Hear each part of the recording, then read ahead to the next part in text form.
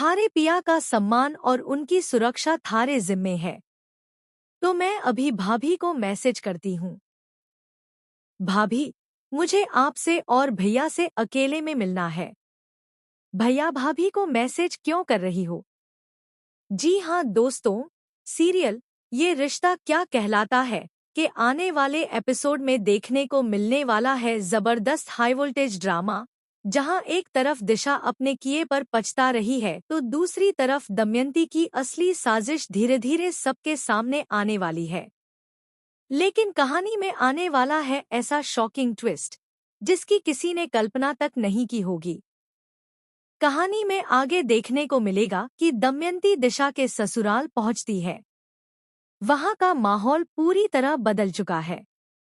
घर के नौकर उस कमरे को बंद कर रहे होते हैं जिसमें कभी अरमान और अभीरा ने अपने रिश्ते के सबसे खूबसूरत पल बिताए थे। यह देखकर दिशा की आंखों में आंसू आ जाते हैं। उसे एहसास होने लगता है कि उसकी एक गलती ने पूरे परिवार को बिखेर दिया है। तभी वहां दमयंती पहुंचती है और मुस्कुराते हुए कहती है, देखा, आखिरकार सब कुछ वैसा ही हुआ जैसा मैं चाहती थी। दमयंती की यह बात सुनकर दिशा हैरान रह जाती है।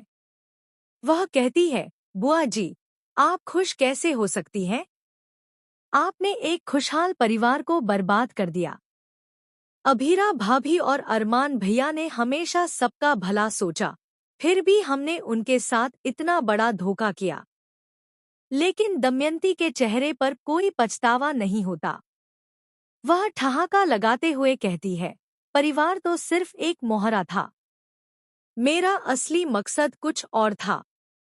यह सुनकर दिशा के पैरों तले जमीन खिसक जाती है।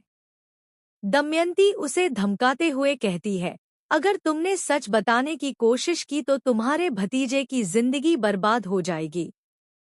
या तो वह जेल जाएगा या फिर अस्पताल के बिस्तर पर नजर आएगा।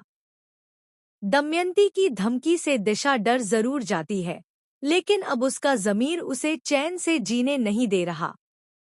वह फैसला करती है कि चाहे जो हो जाए, अब सच सामने लाकर ही रहेगी। इसी बीच वह अभीरा और अरमान को मैसेज करने की कोशिश करती है, लेकिन तभी आर्यन वहां पहुंच जाता है। उसने पहले ही दमयंती और दिशा की सारी बातें सुन ली होती है। आर्यन का गुस्सा 7वें आसमान पर होता है। वह दिशा से कहता है, तुम्हारी वजह से भैया और भाभी की जिंदगी बर्बाद हो गई। तुमने पूरे परिवार से झूठ बोला। क्या तुम्हें एक बार भी शर्म नहीं आई?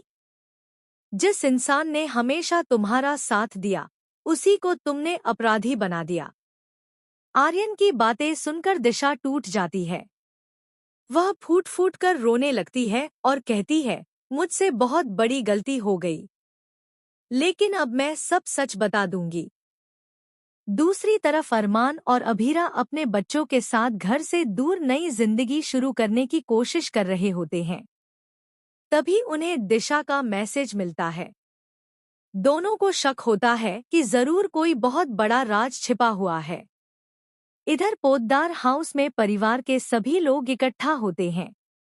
दिशा सबके सामने सच बताने ही वाली होती है कि तभी अचानक घर की बिजली चली जाती है।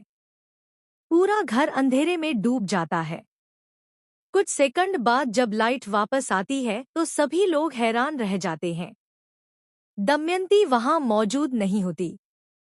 जी हाँ दोस्तों, दमयंती अचानक गायब हो जाती है।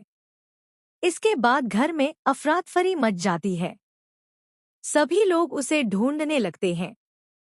तभी आर्यन को दमयंती के कमरे से कुछ पुराने दस्तावेज और तस्वीरें मिलती हैं। इन दस्तावेजों को देखकर पूरे परिवार के होश उड़ जाते हैं, क्योंकि पता चलता है कि दमयंती पिछले कई सालों से पोद्दार परिवार से बदला लेने की योजना बना रही थी। लेकिन सबसे बड़ा ट्विस्ट अभी बाकी होता है। दस्तावेजों में यह भी खुलासा होता है कि अरमान के खिलाफ रची गई साजिश में सिर्फ दमयंती ही नहीं, बल्कि परिवार का एक और सदस्य भी शामिल था। यह नाम सुनते ही पूरे परिवार के पैरों तले जमीन खिसक जाती है। वह कोई और नहीं बल्कि ऋषभ होता है। जी हाँ, ऋषभ ही वह शख्स निकलता है जिसने दमयंती को अंदर की सारी जानकारी दी थी और परिवार के हर सदस्य की कमजोरी उसके सामने उजागर की थी। अब कहानी में नया मोड़ तब आता है जब ऋषभ अपना बचाव करते हुए कहता है कि वह यह सब मजबूरी में कर रहा था, लेकिन कोई उसकी बात पर भरोसा नहीं करता। इसी दौरान दिशा सबके सामने अपने सारे गुनाह कबूल कर लेती है और रोते हुए अभीरा और अरमान से माफी मांगती है। लेकिन तभी एक और चौंकाने वाला खुलासा होता है। अरमान को एक अनजान नंबर से वीडियो मिलता है जिसमें दमयंती किसी रहस्यमयी व्यक्ति से बात कर रही होती है। वीडियो में वह कहती नजर आती है कि अभी खेल खत्म नहीं हुआ है, असली वह